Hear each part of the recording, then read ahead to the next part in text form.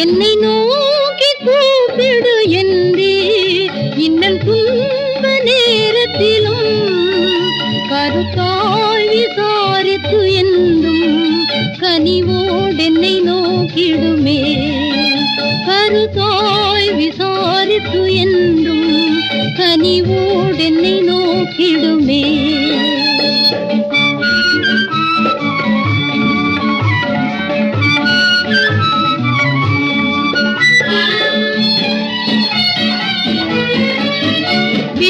விசுவாசத்தால் பிழை தோங்க பிறப்பாதை காட்டினீரே. வளர்ந்து கனி தரும் வாழ்வை விரும்பி வரம்